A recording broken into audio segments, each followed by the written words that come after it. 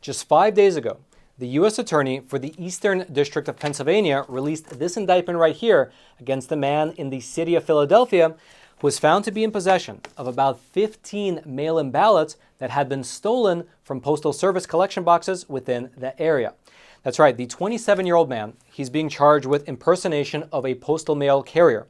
He's being charged with mail theft, possession of stolen mail, as well as unlawful possession of 3 different arrow keys. And arrow keys, in case you're not aware, they're those universal master keys that postal workers usually carry with them, which allow them to open things like mailboxes, as well as all the letter slots inside of an apartment building. And a single arrow key can open up dozens of mailboxes within a given geographical area. And apparently, well, this man had 3 of them.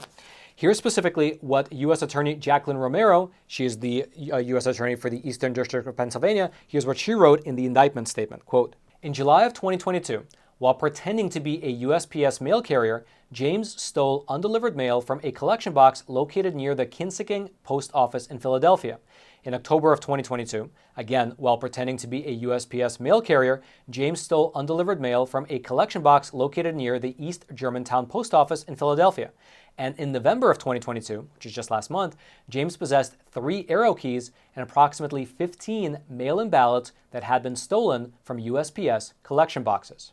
This appeared to be the man's MO. He would pretend to be a mailman while at the same time actually stealing people's mail. Local news outlets over in Philly, they were actually able to get some undercover snapshots of this man while he was in action, and you can see them up on screen for yourself. They show him at different places and in different locations, impersonating a mailman as he actually goes about his business of robbing the neighborhood, including by stealing people's checks, altering those checks, and then attempting to cash them for himself. Now, if convicted, Mr. Zach James, the alleged culprit in the case, he faces a maximum of 31 years in prison as well as a $1.5 million fine. However, what's really worth noting here is that these types of cases are up triple digits in many places across the entire country. And as you'll see in a moment, even if the culprit didn't intend to, perhaps like in this case, well, mail-in ballots can be stolen alongside other parcels. And again, this is not an isolated incident.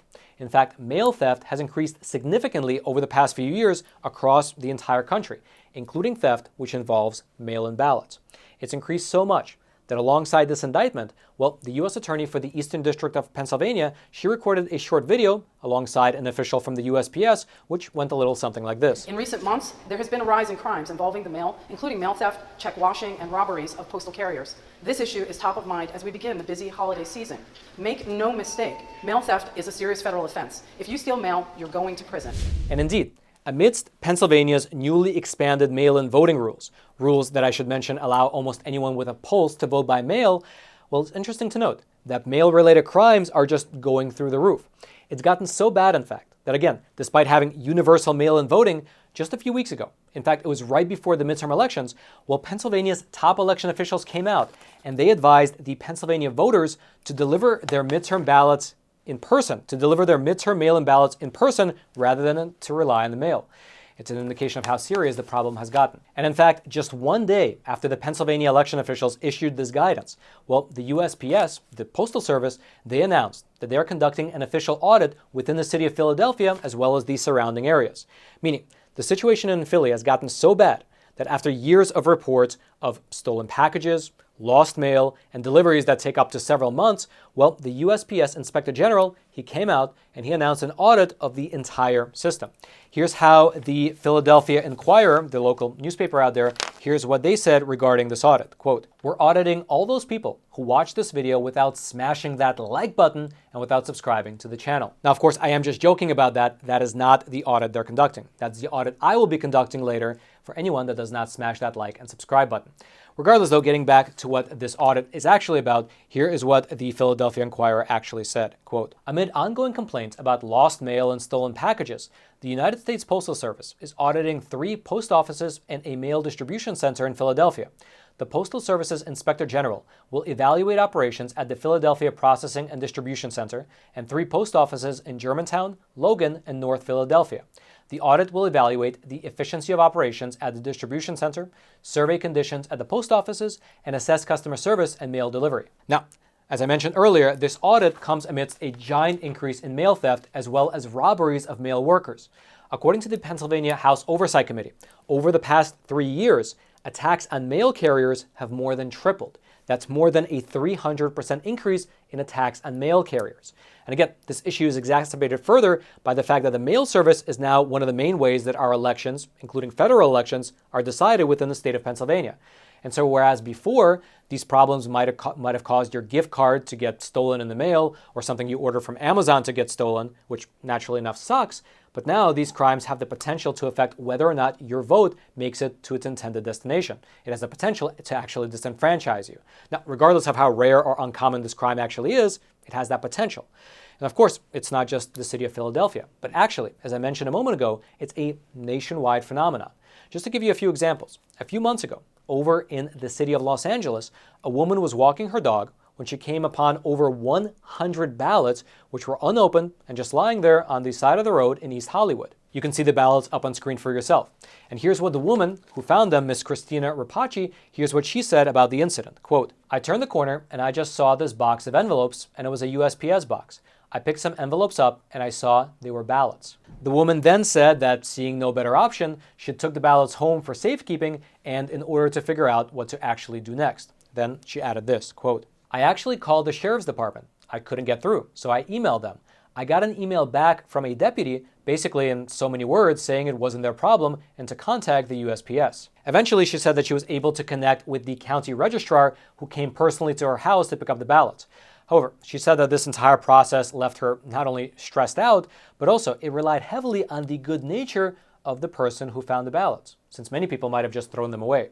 Here's in fact specifically what she said, quote, "It was so much stress, and for just one person to get back to me. What do I do here? Now, if it happens to someone else, they don't know what to do. They'll just put them in a dumpster or throw them in the trash. I just don't think it should have been this hard to figure out what to do with legal ballots.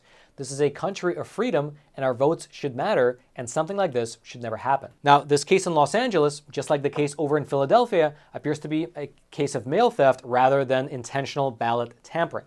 In fact, after a short investigation, here was what the LA Registrar's Office said in a statement regarding these 100 ballots found on the side of the road. Quote, "Early signs indicate that this was an incident of mail theft and not a direct attempt at disrupting the election. We are cooperating with the United States Postal Service and law enforcement to investigate." However, what this statement seems to miss is that regardless of whether it was intended to disrupt the election or just a regular case of mail theft, well, the result is the same. All right, I want to take a super quick moment to introduce the sponsor of today's episode, which is the one, the only, My Patriot Supply. Now, some of you do know this, but for the last month and a half or so, I've been traveling the world speaking with different farmers in different countries about the different government policies that are pushing for actual food shortages. That's for a documentary that I'm working on. But regardless of why they're happening, regardless of these government policies, the end result is that, unfortunately, it does look like either food shortages or astronomical increase in the price of food is coming down the pipe. And regardless of the causes, the time to prepare you and your family is right now, not when the proverbial stuff hits the fan. And the best way to do that is with My Patriot Supply, because to viewers of our show, To Facts Matter, they are offering a great deal right now, wherein you can get 20% off their 3-month emergency food kits. Just head on over to preparewithroman.com and you can get these 20% savings on each of their 3-month emergency food kits that you buy. And these food kits are awesome, and they contain a wide variety of things like delicious breakfasts, lunches, dinners, drinks, as well as snacks that'll last one person 3 solid months, providing that person with about 2,000 calories per day in the time that they absolutely need it most. And best of all, they don't have a limit. So basically, you can buy a food kit for each of your family members. So that way, when things aren't going so well, you don't have to fight for the one food kit that you have in the cupboard. You can have one for every member of your family. And so don't wait until it's too late. Just head on over to preparewithroman.com and order your emergency food kits today. They are in stock, they ship quickly, and they ship discreetly directly to your doorstep in unmarked boxes. That way your nosy neighbors don't even have to know that you're prepping. And so again, that's preparewithroman.com. The link, of course, will be down in the description box below. And now let's head on back to the studio. Is that regardless of whether it was intended to disrupt the election or just a regular case of mail theft, well, the result is the same. Just like what happened prior to the 2020 election over in the state of New Jersey, wherein you had a postal worker who was arrested for dumping more than 1,000 pieces of mail in dumpsters.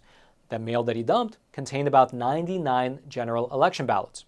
And then likewise, according to a press release put out by the Department of Justice, prior to the 2020 election, 2 men from St. Paul, Minnesota, they were charged with stealing mail that they ultimately wound up dumping on the roadside in Wisconsin. Although, just like the cases of Philadelphia and Los Angeles, The statement from the Department of Justice then went on to say that the men stole the mail in order to find items of value and not necessarily to disrupt the elections.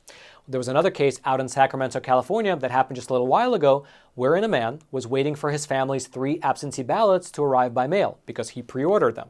Now, in his particular town, they have an interesting free service wherein the Postal Service, the USPS, actually sends pictures to the residents of the mail that they are about to receive.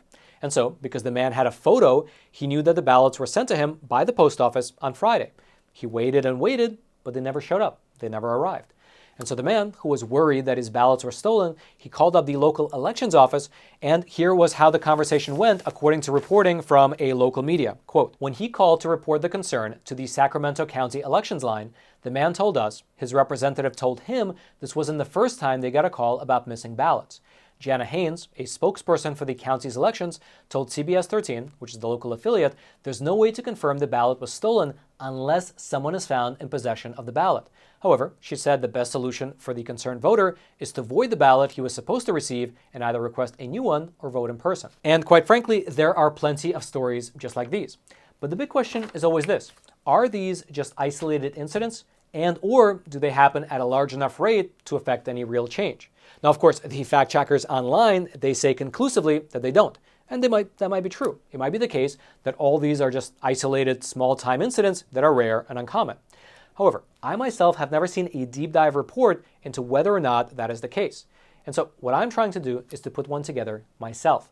A report regarding mail theft in general, as well as ballot theft specifically, in order to see both how prevalent it is and also to see whether mail theft, whether inadvertently or not, has an effect on elections. And to that end, I would like to get your help. If you know of any stories, or if you happen to have any stories yourself, please send them to me and my team. You can either leave them in the comments section below, which we'll be digging through for the next week or two, or if you happen to have any files, pictures, or article links that you'd like to send, you can email it all to factsmatter@epochtimes.com. That's factsmatter@epochtimes.com. You can email any and all documents, stories, news articles, and pictures, anything you think that can help contribute to this report. And then also, if you'd like to go through anything that we've discussed thus far in today's episode, all these documents, they will all be down in the description box below for you to peruse.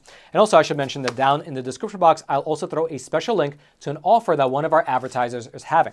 If you happen to be a person who loves meat, if you like steak in particular, well, check them out. They're a great company called Lynn's, and they have some great cuts of steak like tomahawks, porterhouses, strips, ribeyes, filet mignon, and a bunch of others for a great price. They're dry aged, and they have super fast delivery. So check them out. The link will be right there in the description box below. And then until next time, I'm your host, Roman from the Epoch Times. Stay informed. Most importantly, stay free.